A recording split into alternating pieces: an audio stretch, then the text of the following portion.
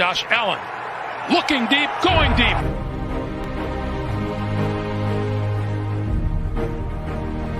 To me, talking about the Bills, what else would you rather be doing? We're hoping to add a new dimension to the Cover One network. Slings it deep downfield, and it's caught inside the 20. Right now, I just want to talk about this championship level. I've never had a championship caliber team to talk about. I want to focus more on the storylines each week. What are the big stories going on with the Bills?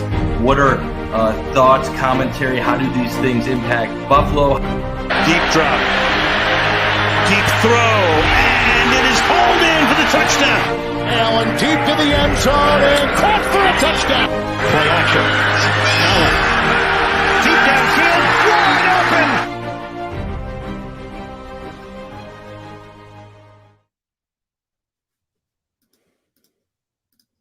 Welcome into a new edition of the Going Deep podcast. I'm your host, as always, Kevin Masseri, here with Mike Bunt to talk over some Bills depth chart assignments that we have. Also going to talk a little bit about the schedule, a little bit about what we'd like to see from the schedule, maybe recap it a little bit next week as it rolls in. We got some stadium discussion. The stadium is being started. How is that going to play out? So lots to get into with that. And maybe do we see another veteran, defensive end? Will that come to fruition? Well, we'll talk about that and more. But Mike, first and foremost, how are you today? I'm doing great, Kevin. I got to walk by the beginning stages of the stadium, the new stadium construction. So that was kind of cool. Obviously, not much going on at this moment in time, but a beautiful day in Buffalo, and it's always a great time to talk Bills football. Absolutely. I couldn't be more excited. It's a beautiful May. We got the stadium construction roaring. We have depth charts. So we have mini camp this week. We have a schedule coming out. So the NFL always keeps you busy. The NFL coming out is obviously big news. I think they're going to release some of the London games tomorrow, if I'm not mistaken. And then Thursday, obviously the full schedule. With that comes some leaks. So anything that we hear definitely will release from our Twitters, from our podcast. I like to stay up on some of the leaks early as they start to come out. I think it's kind of a fun little chore to do. But we got to look at this roster, and we have minicamp coming up. And one of our guys, James Patterson from the University of Buffalo, will be present at minicamp, a guy we've talked about in previous shows. Can he carve out a linebacker role on this roster? Can he do enough to even get signed into undrafted free agency to be into training camp? So that's going to be something I'm looking out for this weekend. Got a couple XFL guys coming in that have played well in the XFL. So pretty excited to see what they're able to do this weekend as we track that as well. But we got to talk about the defensive end room to start with, Mike. There's been a lot of rumblings, a lot of people saying that they've been talking to defensive ends. Some may or may not have turned us down, according to some rumblings and reports that maybe we were trying to go an incentive-laden deal, which makes sense. It does sound like that would be something the Bills are trying for at this stage, especially knowing that Vaughn will be back at some point. He says week one. Interesting podcast discussion with Brandon Beane that Vaughn is supernatural and that he might be back and ready to go for week one. So that's some pretty encouraging stuff. Before we get into the defensive end talk, though, Mike, got to say the show is sponsored by Sons of Erie. Go check out Sons of Erie, www.instagram.com/Sons of Erie. Brand new art dropping real soon from what I'm hearing. So you got to make sure you check out everything Sons of Erie. So we're pretty excited about that. And the bocce tournament about a month away, the Iliad Apollo's bocce tournament sponsored by Sons of Erie. We're going to be there, going to live pod, going to have some fun there. So it's going to be an amazing time. But Mike, what are you thinking about the defensive end room? Do you think it's necessary to bring in competition for Vaughn? Or what do you take away from Brandon Beane, the general manager, stating that the player is looking like he could be ready for week one, which we didn't hear for Trey White? Yeah, I think Brandon Beane is more optimistic in the case of Von Miller, making a quicker comeback than Trey White. And it does make sense. I'm not an ACL expert. I'm not a doctor by any means. So I guess you can just disregard everything I'm about to say. But there were things with Von's operation where they said because he had gone through it before and they had taken care of it in the past, it will actually help with his recovery this time around. So we all know Von's an eternal optimist. He's always going to take the bright side of things. But I do think with Beane backing that up a little bit, there should be some optimism from Bills fans right now that Von will not miss an extended amount of time this season. Will he be ready day one? I'm not going to bet on that. But I do think you're going to see Vaughn in the first half of the season at some point. Makes sense, Mike. I think also what I'm thinking about is what happens if we don't see Vaughn. Okay, we're talking about if we do, and even if we do, it's probably in a limited role. Do you think the team needs to add a defensive end? Do you feel comfortable with rolling out a UDFA while he's out? Like, we know how much you love UDFAs. So what are you thinking about? Do you go Kingsley Jonathan, Cameron Klein, who they just signed off of waivers from Indianapolis, who they just claimed? Are you okay rolling something like that, or do you think that even a veteran pass rusher could be beneficial even when Vaughn returns? So first off, I want to say, Kevin, I'm thankful we're not having an entire episode devoted to UDFA. Mike gave me 5 minutes last episode. That's all I had. So I'm thankful we skipped that this year. But I do think it would help the Bills to bring someone outside into that DN room. And if it was a weak group of free agents remaining, I'd be like, okay, trust some of your guys. You're okay. You can get by a few weeks with a Kingsley Jonathan in a backup role or so forth with some of the other guys that they have. But there are some quality guys still on this market. You look at Yannick Ngakoue, you have Melvin Ingram, Frank Clark, Justin Houston. So there are solid players, and not every one of those guys is going to get a big deal. And at this point, the fact that they're still free agents would indicate that you probably could get one of them on a fairly decent contract overall. So I do think the Bills should pursue bringing one of those in. And if you believe rumors and tweets from certain individuals, there is some speculation that they may have already offered one of those guys a contract. I don't have anything confirmed, but there is some speculation and rumors that the guy that was rumored to have turned down the Bills, if you believe what ECB on Twitter was posting, is Yannick Ngakoue. Now, like I said, me and Kevin, we can't confirm that to be a fact, but if you believe the speculation, it seems certainly is a possibility that the Bills could have reached out to him. Where there's smoke, there's fire. We can only go off of so much. We've heard rumblings, some people mentioning that Yannick Ngakoue being the guy that we went to and offered some type of incentive-laden deal. Kind of been consistent with that information, as well as I've heard it from another secondary person who has mentioned that could be the case. So I do believe there's probably something around the Yannick Ngakoue news. And generally, like, Brandon Beane keeps things close to the vest, but really where you might hear some news is with the agent side or with the player side. They do want to pump up their interest, want to make sure everyone is, hey, Buffalo offered me an incentive-laden deal. Anyone else out there? So that's where really, to me, where I do generally, outside of, crazy talk, I generally believe most of the reports based on where they're coming, who they're coming from. It's not entirely crazy that Brandon Beane would have reached out to Yannick Ngakoue asking for a more guaranteed deal than something that would involve around 6 sacks, a playoff appearance, a couple of other strategies that we've seen in the Poona 4 deal, which was fairly reasonable. But it did have a lot of, like, does he get 6 sacks? There was a lot of those performance escalators in there. And I believe that, the Bills don't have to count them on their cap space this year, even if they are achieved, because generally they try to look for not likely to be earned incentives, which don't count on the cap this year, that you have to go back and pay for next year if he does reach those incentives, like the Poona 4 deal. So with Yannick Ngakoue, I really feel like the Bills are trying to get creative. I do believe that they're probably in on the defensive end veteran market. They claimed one, that shouldn't really matter too much, but it does show you that they're looking to revamp that a little bit. They brought in DJ Dale, like a priority free undrafted free agent, into the mix, might be one of the very few looking to make a roster spot in this as well. So I don't think it's totally out of the realm of possibility that they're looking to have somebody in here sooner rather than later to learn this defense and to kind of go with it. So, Mike, I think that it's a pretty important position to add to. The only way that I wouldn't add to it is if they're feeling better and better and better about Vaughn. We know they like Shaq.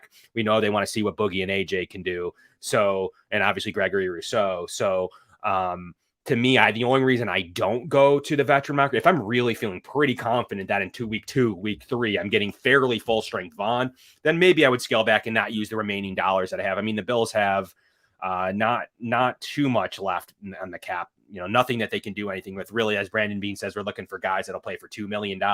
If you got any, let me know. That's his famous line. But speaking of Brandon Beane for a second, Mike, before we go into some other positions, what do you think of the interview that he had where he was being, pretty honest? He was being honest about Tremaine Edmunds' limitations. Obviously, we talked a little bit about Von's recovery. But what did you take away from some of the things that Beane likes to be very honest about? So that's why come draft time, you start to kind of believe what he says, whether it may be true or not. So that's a really interesting thing that you can see him on Pat McAfee, that you can see him on all types of different podcasts. What is your takeaway from what Brandon said about just the topics in general? Yeah. So if we talk about what he discussed about Tremaine and the linebackers, I take it all with a grain of salt, because if you talk to Eric Turner, he'll tell you that Beane was overstating Tremaine Edmunds' limitations in coverage, and that really wasn't a true concern for the Bills. And if you just looked at the way they played him and how they schemed on defense, it would show that they had more than enough faith in Tremaine in coverage overall. What I think Brandon Beane more so is kind of been alluding to during his multiple press appearances in recent weeks is that the Bills want a little bit more interchangeability among their linebackers, that they're not necessarily going to be the traditional roles that you've always come to see. And there is, I think, some unknown inside the Bills coaching staff right now at who will step up among the linebacker group. So it was originally odd when he said Dorian Williams was going to start out at at outside linebacker and special teams. Like you and I said in a previous show, we thought that probably had a little bit to do with expectations, trying to lower them at the beginning for Dorian Williams. Yeah. But then when he has the comments about Tremaine sometimes not being able to step up against quicker, shiftier receivers and backs, I thought that was kind of out of left field. Quite frankly. And I think it does allude that the Bills are going to change some things up defensively. We've been talking about how Taylor Rapp is part of the equation now going forward, someone that they can play in the box that can essentially be close to the line of scrimmage and provide some of what you would expect from that element at times. So there's a lot from what Beane has said, and I think at times he is a straight shooter, but I do think he uses that to his advantage to sometimes say things and misdirect fans and other people in another direction. So there's a lot you could take out of it. But most of what I have thought about the Bills remains, regardless of what he has said in recent weeks. Yeah, I think what's interesting too is, I thought the backtrack was necessarily on the OLB talk for Williams because it just didn't make sense. Like, you kind of already gave us that answer with Bernard being the backup to Milano. No one really believes you that you just drafted a backup to the backup or a competitor of the backup role of a room that you need a starter at in the middle. I think what's interesting was that right in front of them, so similarly to what the Bills did to the Cowboys in the first round, going up to make sure they selected Kincaid, they thought that Dallas and maybe others, but at that time, Dallas was the main competitor for the player. In the third round that they took Overshown, a guy that is interesting to me, that maybe was he more of the natural physical selection they were looking to develop and groom into at the middle linebacker spot and then defaulted. But to me, I think that Brandon Beane always defaults to the next available player at the board, not necessarily what player is next at the linebacker room, rather what's the best player available on my board, kind of like they do at most rounds, like getting Kincaid, like Broker later on in the draft. So you're saying you do not buy the whole there's a run on linebackers. I don't. Not with Beane. And I don't buy that either. I think that reasoning is flawed. I don't see Brandon Beane being a person who has a player on his board taken one spot before him and then decides, I have to take a linebacker because the next one, right? The next one, because I wanted to take this guy. And just adding on top of that too, I just lost my train of thought, Kev, so keep it going. So I think when it comes to the linebacker room, though, to continue that discussion, is Dorian Williams, to me, I think they're going to give every opportunity to start. I really have had that belief. I've kind of watched some film on him a little bit more now. Pre-draft, we were talking about him in a way that he could develop into a Mike. Will he be ready day one? Probably not, but you would rather him learn on the job and have some hiccups than maybe a veteran guy like Klein, who might have a little bit of a leg up day one. But really, you're looking at the high-end potential of your starting middle linebacker and develop. What better way to develop? It's just like when you call up a prospect in baseball. And sure, could you play a more of a veteran guy starting pitcher? No, you want to get the reps to the starting pitcher who's 19 or 20 years old. Same thing in football. When you're watching a football game, you want to develop and learn on the fly. You want him to learn here, not in the minor leagues, playing special teams and outside linebacker. To me, giving him in the role. If it's not the right fit at the end of the year, we can reevaluate how the linebacker room looks in general. You're going to get a new middle linebacker at that stage anyways.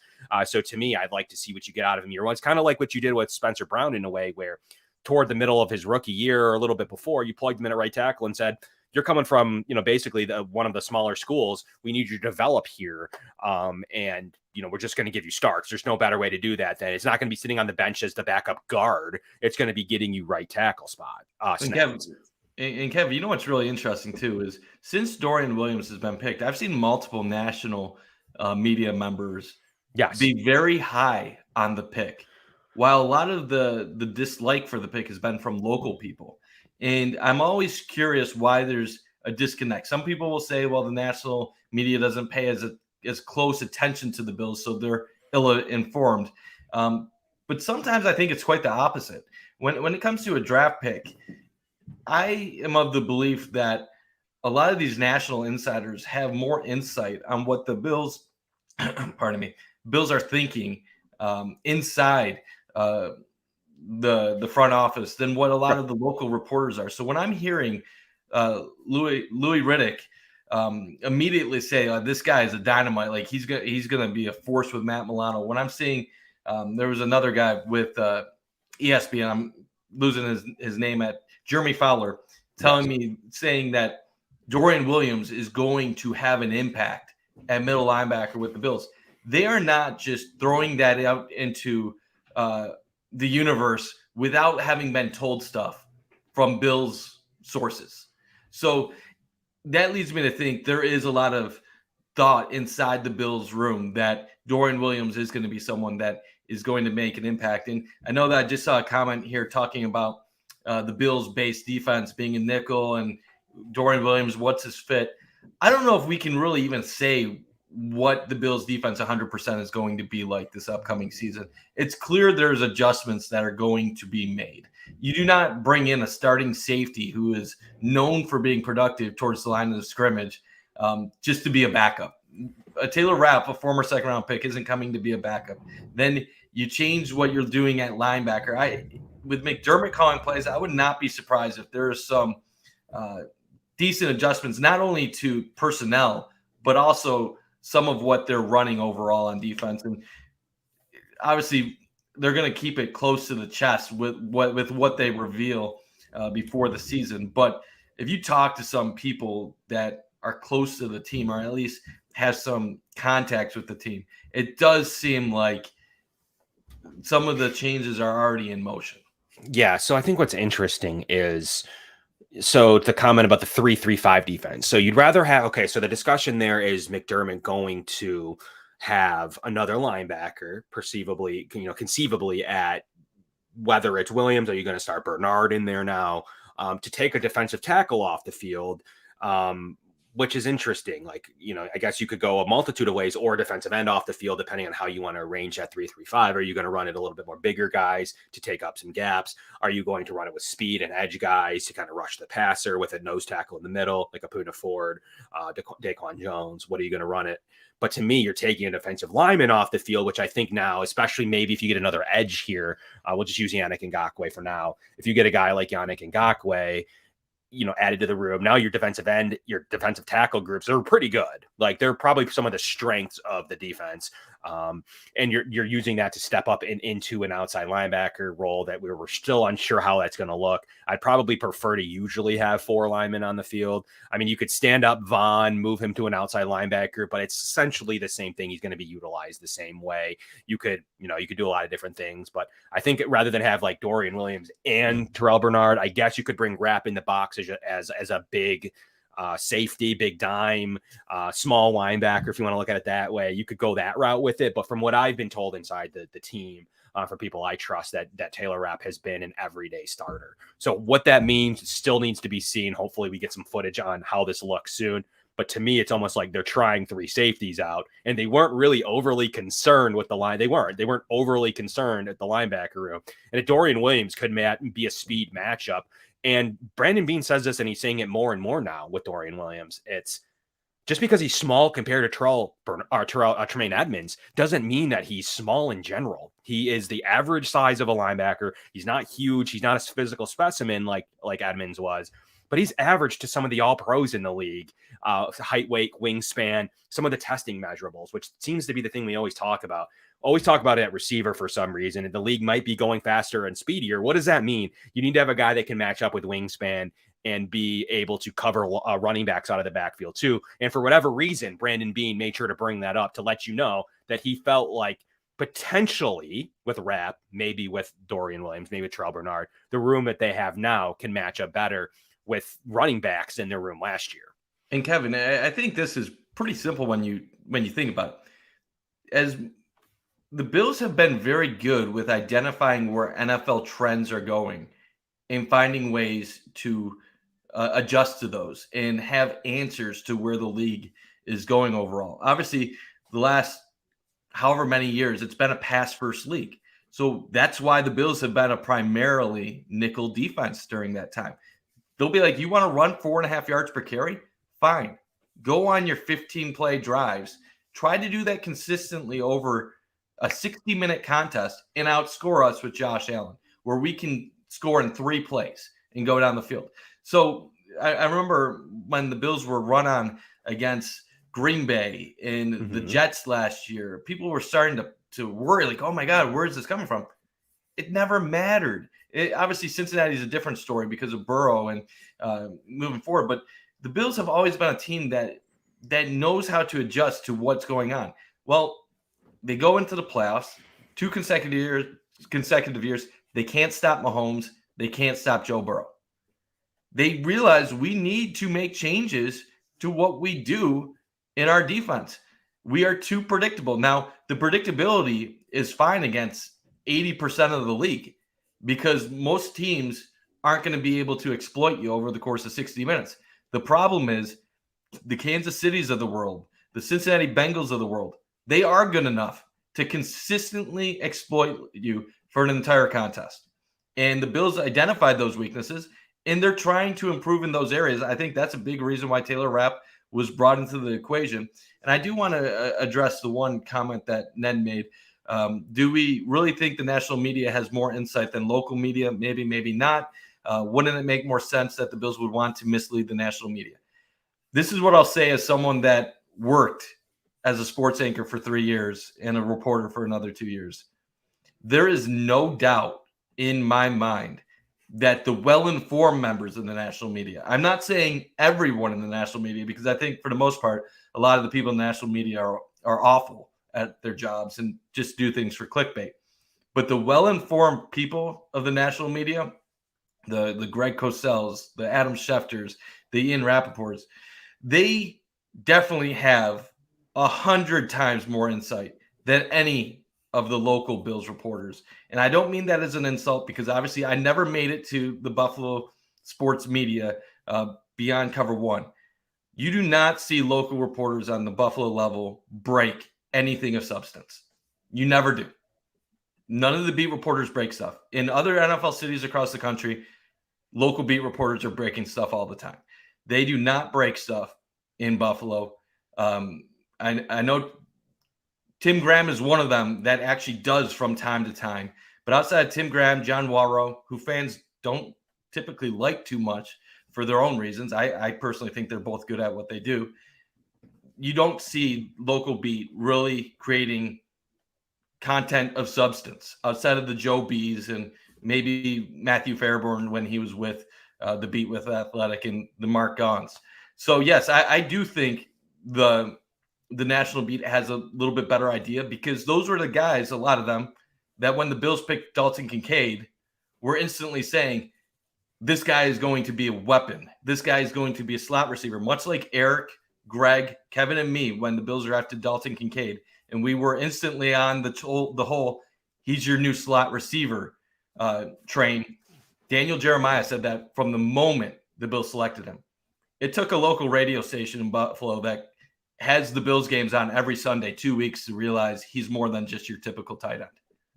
So to answer your question, Ned, yes, I don't think this is misleading. I do think Beane has people in the national media that he trusts and that he will give them stuff at times. And I don't believe there is many people in the local media that do have all that information. I'm not saying the local media doesn't have information, but there's certain people like Sal that can't even post the information when he has it because of his relationship with the Bills. And they'll give him stuff, but he can't even tweet half of it because it's private team information, and it'd be a conflict of interest with his responsibilities. So that's just the fact of the matter.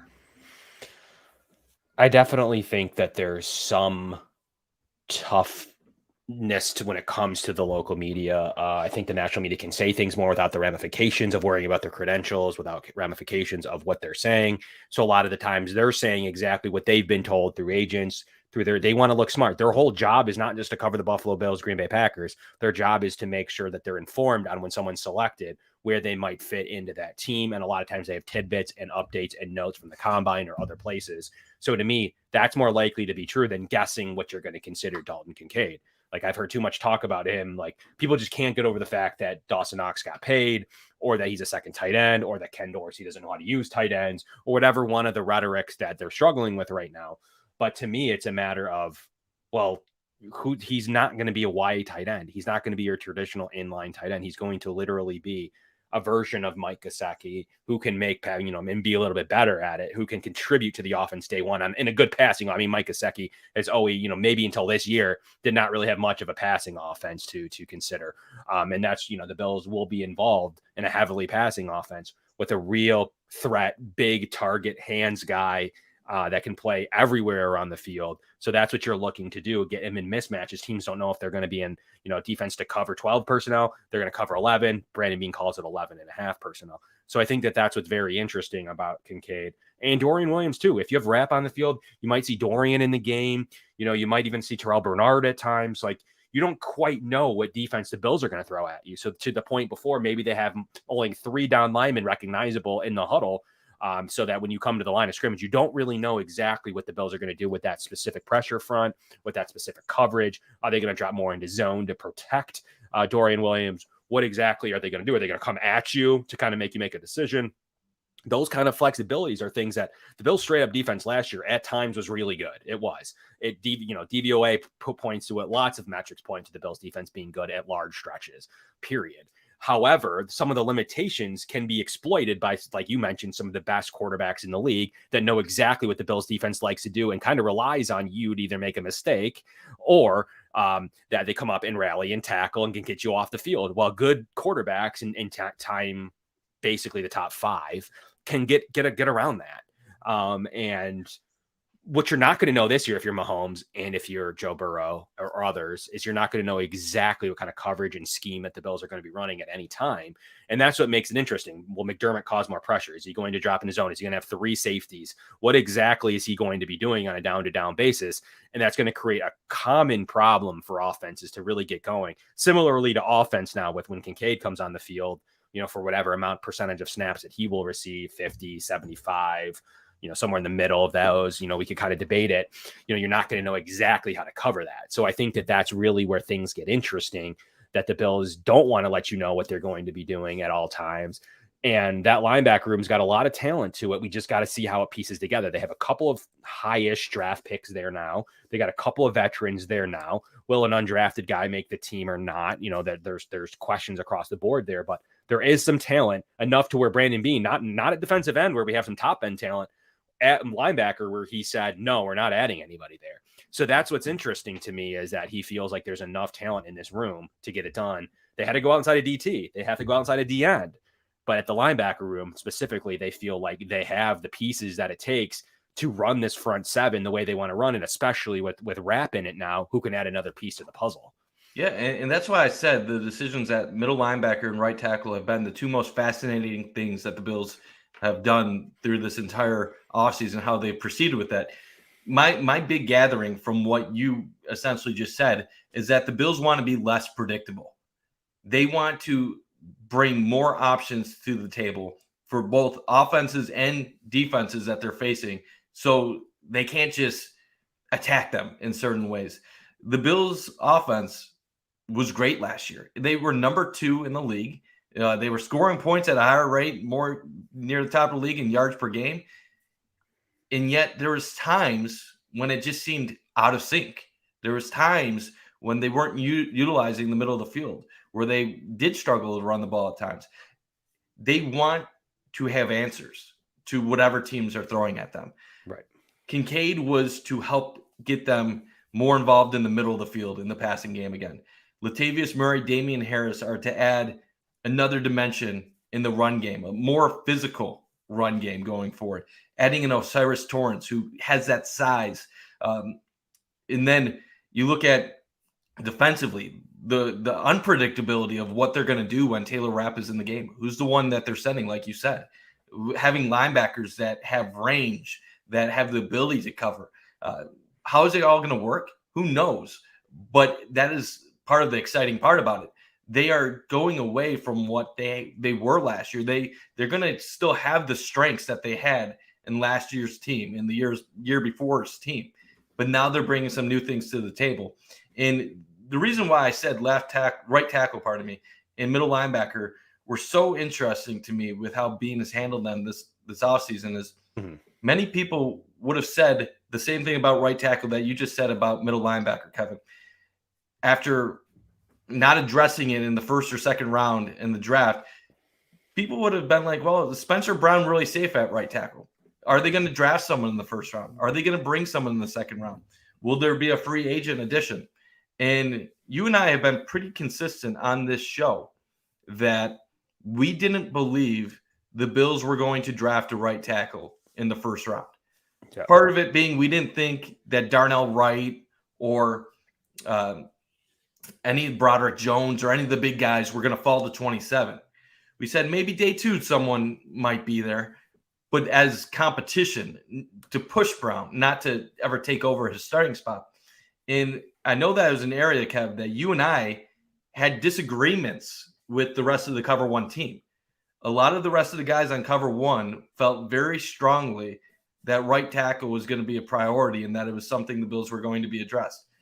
I can tell you this, from talking to a few Bills players over the weekend, they think that Spencer Brown is going to take a step up next year. They believe the back injury he was dealing with, the not being able to take part in training camp last year, played a big factor in his performance. Now, take that for what it's worth.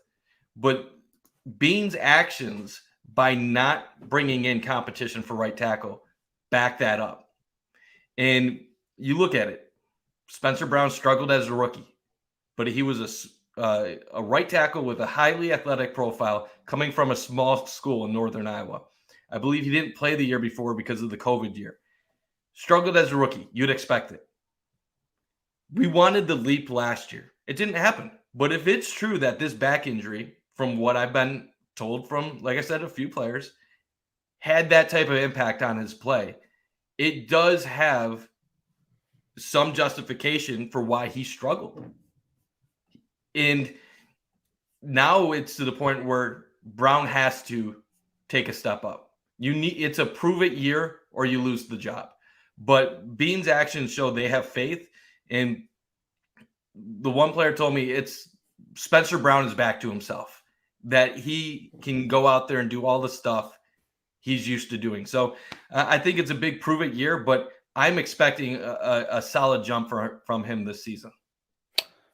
As am I. Like, I've been on the train and had to fight many battles that I didn't believe, and it wasn't just necessarily my belief on how well I think Spencer Brown's going to be. There was times last year I was as frustrated or more frustrated than anyone.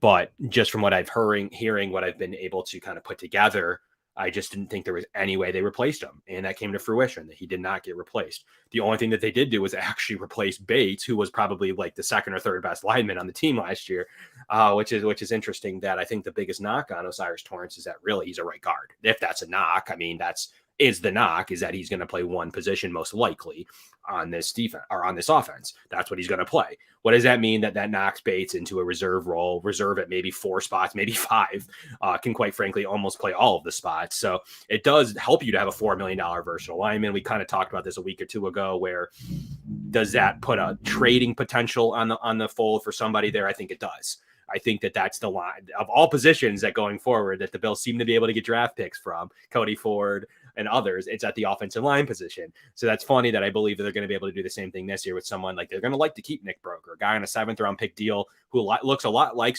Ryan Bates, who can play a lot of different roles, who played at Ole Miss, who played a lot of big time college football.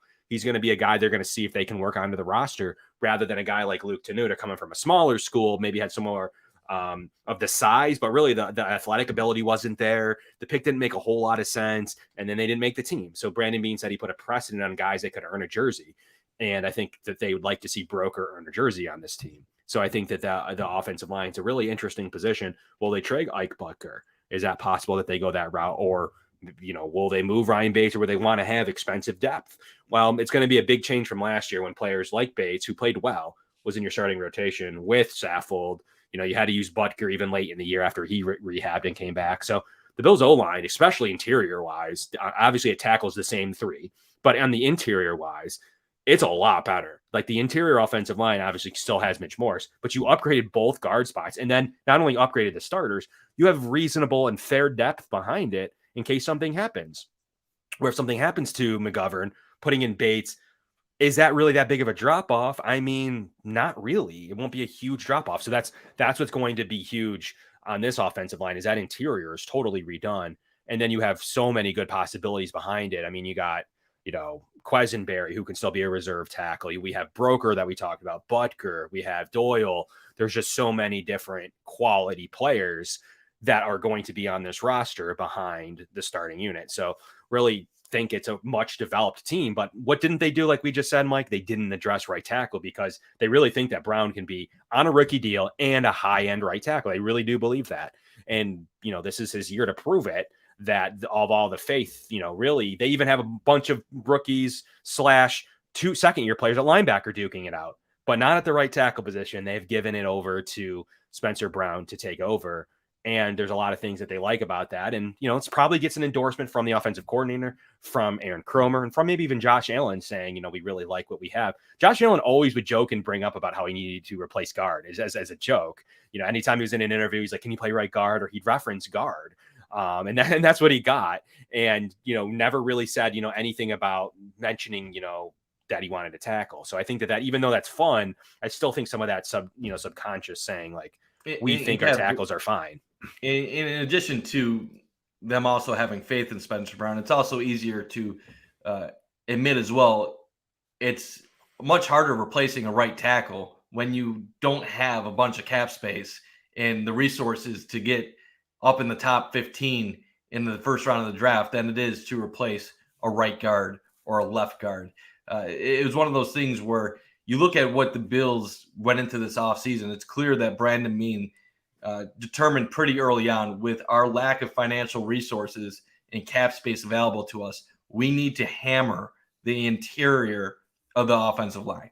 We need to find 2 deep options at left guard, right guard, and we need to improve our receiver room, whether that means getting a slot receiver in the traditional role or drafting a pass-catching weapon like Dalton Kincaid, who identifies as a tight end in the college game. So I think it's clear those were the 2 main spots that on the offense of what was addressed. And while right tackle can always be addressed in the future if it doesn't pan out this season, it definitely was a vote of confidence in Brown heading into this offseason. Yeah, I mean, I think that I was expecting that vote of confidence to come, and it did. And that was one of the rooms I think on this show and us in general got right at the tackle position. I really think that we nailed that one out of the park. And, if anything, we kind of were talking about the upgraded guard. That was really the biggest weakness. So that was kind of an interesting note. They did go ahead and do one thing, and we were here for it live on the day 3 special. They did add Shorter, and he's going to be the new camp guy, Mike. He's going to play teams. He's going to be the new guy that everybody. Who needs UDFAs anymore, Mike? When you have Shorter on the roster, because he's going to definitely be the guy that I believe wins some hearts over. I know it. I feel it. We're going to be asking for more snaps. It's going to be Shorter, and it's going to obviously Khalil Shakir and Shorter. Like, those are the names. I mean, people love these 5th round receivers. One at boundary, run at slot, and Shakir can play everywhere. But they view him in the NFL as a slot for the most part. Maybe he bounces outside for limited snaps outside. But you have 2 5th round picks. Bills fans love the backup receivers, man. They love the backup receivers. It used to be all about the backup quarterback. Now in Buffalo, because we have Josh, it's all about the backup receivers. Yeah, and 5th round picks too. So it's different than your usual UDFA guy who other teams may or may not even have wanted. You actually spent 5th round picks now. So I like the upgrade from liking these Rileys and these Derek Rogers and these undrafted free agents to now being 5th round picks does kind of bring up the skill set a little bit for me of guys that can actually more realistically earn a jersey. And Beane said it with him too. The reason they drafted him maybe over Yossi Voss or some others at the A.T. Perry at the time was they think he can earn a jersey and they don't have to get into an Isaiah Hodgins situation anymore, where they believe that Shorter is going to be a day one, not only on the roster, on the team, but active with a jersey playing on special teams and able to add a depth boundary piece if something happens in game like you saw in Miami or in other games where, they need a substitution. You have a guy that can come in and play boundary regardless of what happens. They didn't necessarily have that outside of their starters last year. So he is going to be 2 fun 5th round picks that, they're going to fight to try to be in the 3rd and 4th receiver role. They really are. Whatever you want to consider Hardy, they're going to fight to be in that 3rd and 4th receiver roles. I mean, they're going to be active on game days like Hardy. Sherfield might be as well. The Bills are going to probably bring 6 active receivers on game day at this stage without injury. It does seem like they all will have a role on the team and on special teams where Sherfield plays too, that they're going to be able to bring 6 receivers in and probably 3 tight ends in. And we'll see what they do at the running back room with Latavius Murray. They really have plans for him. Do they plan to stash him on the practice squad? Seemingly like they could. I don't think anyone's going to go and claim him, but it's possible. So the Bills have some interesting decisions to make at the running back room too, where on a game-to-game basis, you could stash Murray, you could bring him up. He had a fairly productive season last year. So it's going to be a really intriguing weapons room, but they didn't really do. They said Murray was their plan to not taking a draft choice at running back. So that tells me that they do have some vision for him. They're not going to make that trade-off with him if they would have rather gone to a rookie. They would have just drafted a rookie. So the Bills pushed their picks into next year and took Latavius Murray. So they do have plans to use him in certain sub packages with his really, he's really the guy that wins in short yardage. I know we're all pointing to Damian Harris. He's really the guy that wins in short yardage. Their contracts are not far off from one another. A lot of people made the assumption that Damian Harris was going to be a much-used running back. I think that the Bills have a plan for all 3 of them. And I'm with you. Latavius Murray would be my short yardage guy on this roster. You look at what he just did last year. I know he's up there in age, but still ran for over 700 yards, and I think he had 6 touchdowns last season. So Murray really can get it done in those situations. And while he's not going to be a primary back in Buffalo, I do think you're going to end up seeing Harris and Murray both make this roster, which might have surprised some people when they first saw Murray added to this team. Yeah, I think it's going to be a really interesting room. There's a lot of good talent on the roster. Would like to see the team, I'd like to add them add another defensive end, as we've already talked about, and then going from there. So it's going to be interesting. Real briefly on the schedule, we're not going to talk much about it. It's not out yet. I know everyone's going to consume a lot of schedule talk on Thursday, maybe even a little tomorrow. Friday is going to be all about the schedule. By the time we see you next, we're going to, we'll probably talk about a few things, but we're not going to probably bear you with a lot of schedules talk. It's just going to be some fun things to look out for. Mike, I just wanted to ask you one question on the schedule here. How many primetime games do the Bills get and how many of them are at home? I think that's a fun way to kind of tie in the schedule. So you can get a max of 6. Right. So the Bills are 100% maxing out on their primetime slate, just like they did last season as well. The question would be, do you get an additional, basically, primetime game that's not considered a primetime game, like Thanksgiving or a Black Friday, I guess possibly Christmas if it wasn't Chiefs Monday at night. 4:00. So what's so interesting about this Bills schedule right now is not only is it very difficult next year, but they are loaded with big name teams and talented big name teams. So you obviously have Kansas City and Cincinnati. Those are going to be two marquee matchups, regardless of where you put them on the schedule. I would think Kansas City will be a Monday night game, since it's been the Thursday night scheduled game, it's been the Sunday night game, it's been the Sunday 4:00 game, but it never has been a scheduled Monday night game in recent memory.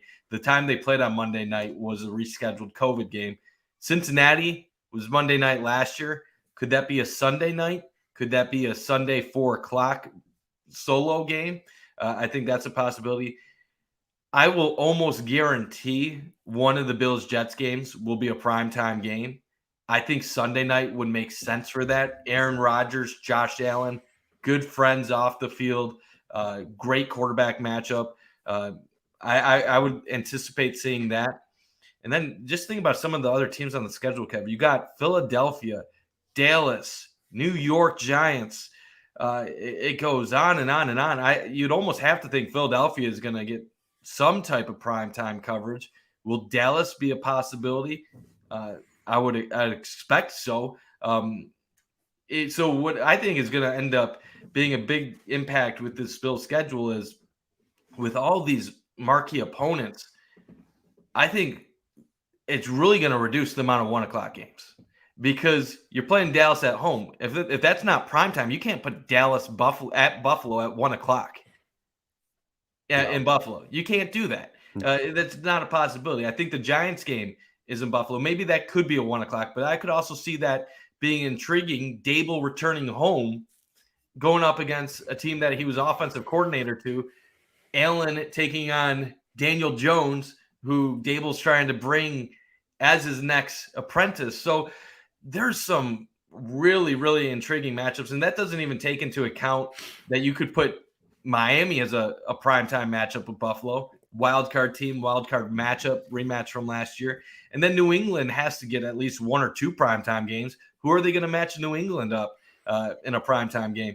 So you go up and down the schedule. There's 10 games that you could reasonably talk into being a primetime matchup. So it's going to be a lot of fun on Thursday. And then obviously tomorrow we're probably going to hear about the London game, the rumor that being against the Raiders on October 8th. So if you just had me to guess, Kev, how many home primetime games, I'll say that they'll have 2 home ones, 4 on the road.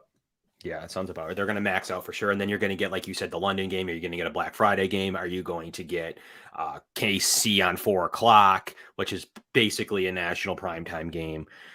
How are they going to develop it? But half the Bills games will be in the spotlight. I think Black Friday could be a possibility. Hearing Sal Capaccio's podcast with it's Mike North, I think, who helps out with the schedule, and they had Matt Bove co-hosting that show. It seems like Black Friday could be a possibility. It doesn't sound like Thanksgiving is really in the running this year, which has kind of been incredible that the Bills have even been in the Thanksgiving game 3 of the last 4 years.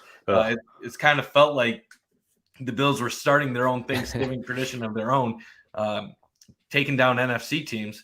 But yeah, it's going to be fun, Kevin. It's definitely a lot more fun than what it used to be 10 years ago, 15 years ago, when you were just hoping and praying maybe the Bills were going to get one Monday night game or a Sunday night game. I know until 2019, when the Bills took on Pittsburgh, they went something like 12 years without appearing on Sunday Night Football. The previous appearance was the 56-10. Now they're a mainstay, which is great. Yeah, against Randy Moss and the Patriots. So the good news is the Bills have finally, with talent on their team, gotten over their losing ways in primetime and now win a bunch of these games. So it's obviously a lot more fun now than what it was during the drought. Yeah, absolutely. And I think that being a mainstay in primetime, I know everyone likes the 1:00 games. I'm just not that guy. It reminds me of bad drought football. Bad drought football goes with 1:00 to me. I know it's kind of like, you nostalgic and it's kind of what you like.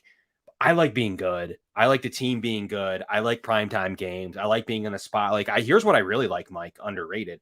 I like watching a day's worth of action or a weekend's worth of action and then then be able to focus on my team and cover and watch that and not have to worry about anything else going. I like having this primetime spots. I think it's fun.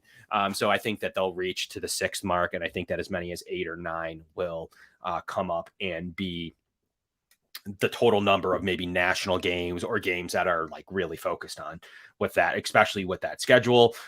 And we're going to get into a little bit of stadium talk, but right after this message from our sponsor.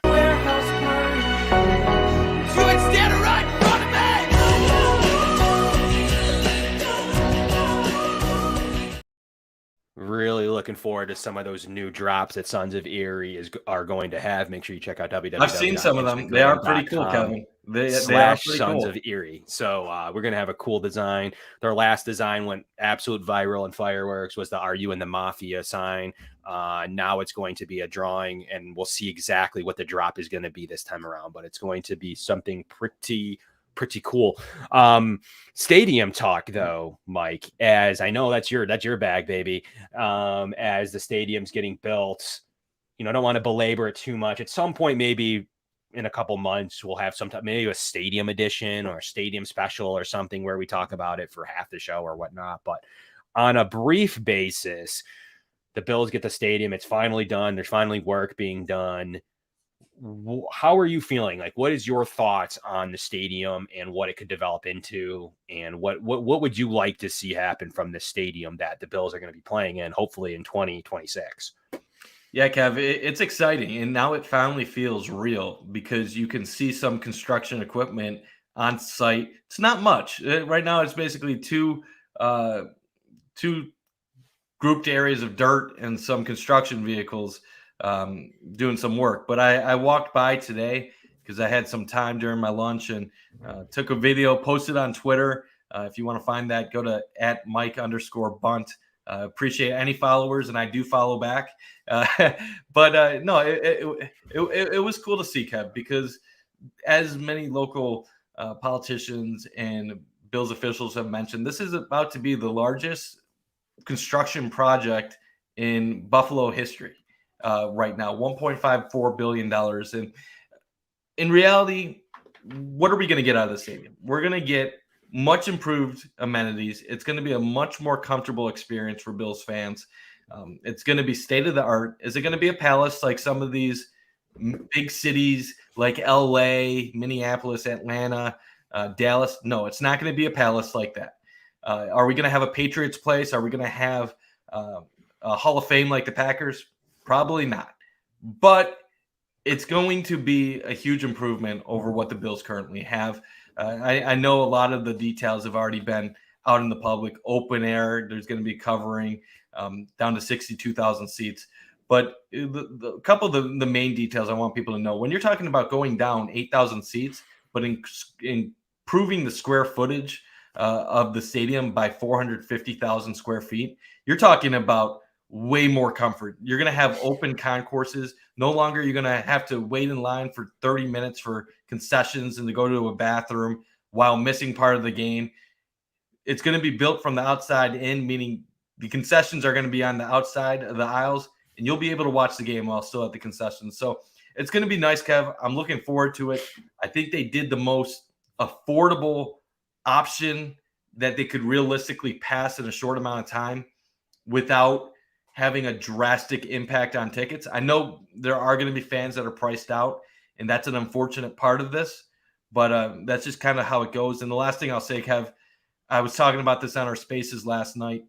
Can the Bills please give us like some type of museum, an improved team store, and a restaurant? I don't need like a shopping mall or some beautiful development or hotels or casino or Topgolf. Just give me a damn museum, restaurant, an improved team store. And I'm saying this because you guys can't see him, but AJ is loving this right now. And Kev, just give me your thoughts. I just don't ever think I'd go to the museum personally. But I do see what could be cool about a museum, I guess.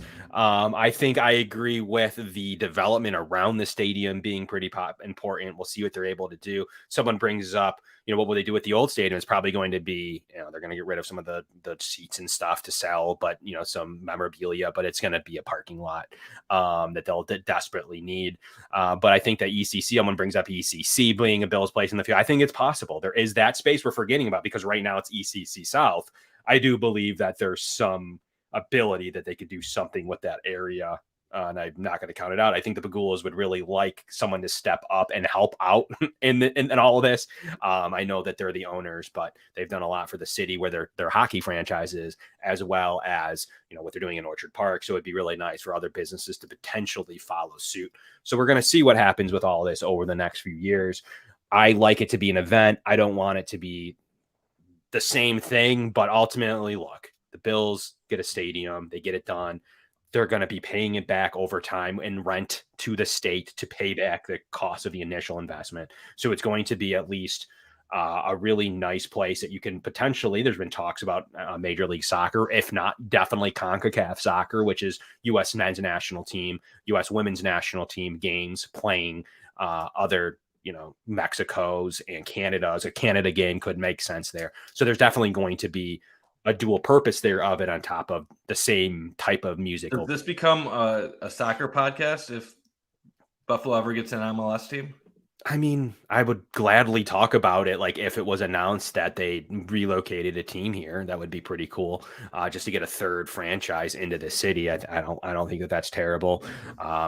So would love to talk about that and love international soccer. I think it's some of my best favorite soccer. So, but I think that those are the kind of events that they'll receive potentially over the next 3 to 4 years post stadium. So it's going to be interesting. They're going to keep Highmark Stadium up in case they need to use it in 2026, which is kind of an interesting nugget if they need to do anything with the stadium while it's being built.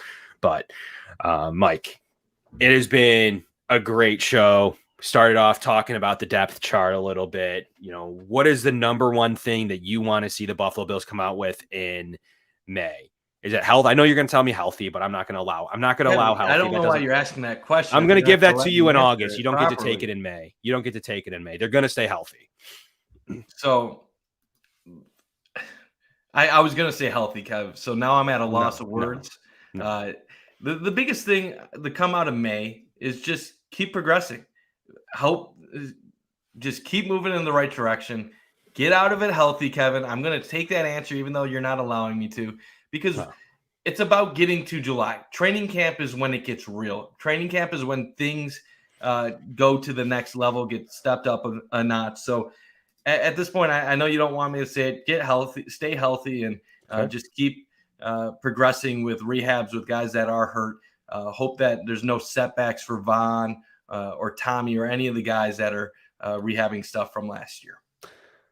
And the chat room does not want any soccer talk, Mike, and that's your fault. I was joking, guys. And obviously the biggest thing for the stadium, if we're being real, it's not the stadium, it's not the ticket prices, it's the Bills are going to be in Buffalo for the next 30 years. That's the most important thing. So that's the best takeaway that we can all have from that. Could we got more? Could we have, tried to get more out of it? Sure. There's probably a world that could have existed, but ultimately, what is the number one thing that everyone probably listening to this podcast, any podcast, besides smashing the like button, that is, if you wouldn't mind smashing the like button, the number one thing that people were after is they get 30 plus years more of this team, pretty much entrenching their future for ourselves and our friends and our kids, that is now locked in for the foreseeable future. And that's ultimately all we wanted when there was teetering moments in the last 15 years, especially previous to the Pagulas, that things could have gone a different way. But I'd like to see what this creative, my answer,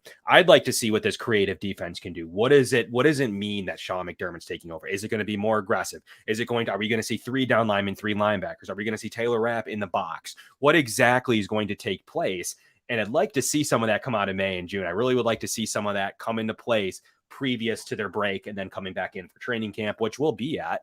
I'd love to do some type of show from training camp this year. Not exactly sure on the dates of that, but majority of us always usually get together for training camp, and this year is going to be super fun. It's not too far from me, so I'm looking forward to maybe doing some live coverage there, meeting up with some of you guys. So tune into our August shows, which I'm pretty looking forward to. But right now, I'd like to see them carry in some of this defensive creativity. And as Donna says, she wants creativity in play calling.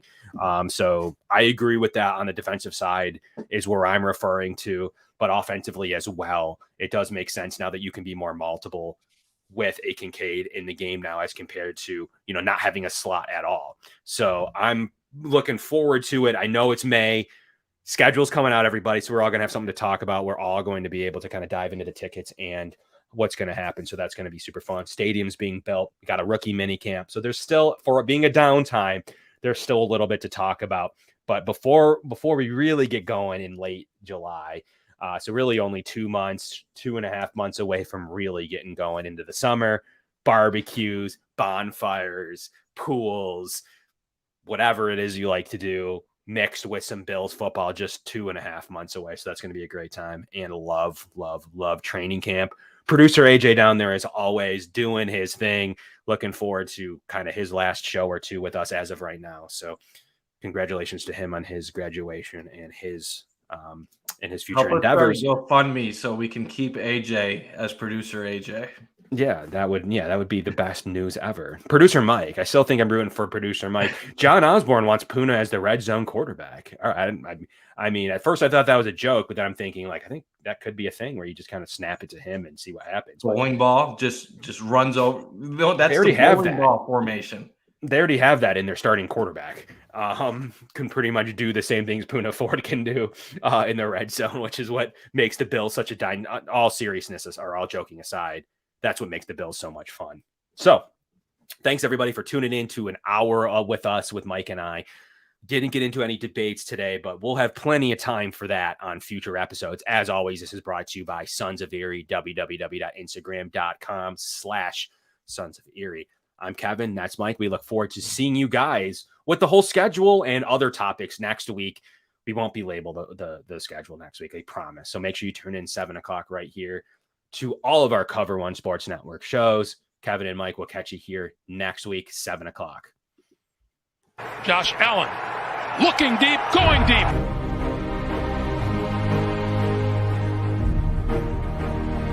To me, talking about the Bills, what else would you rather be doing? We're hoping to add a new dimension to the Cover One network. Slings it deep downfield, and it's caught inside the 20. Right now, I just want to talk about this championship level. I've never had a championship caliber team to talk about. I want to focus more on the storylines each week. What are the big stories going on with the Bills? What are thoughts, commentary? How do these things impact Buffalo? Deep drop. Deep throw. And it is hauled in for the touchdown. Allen deep to the end zone and caught for a touchdown. Play action. Allen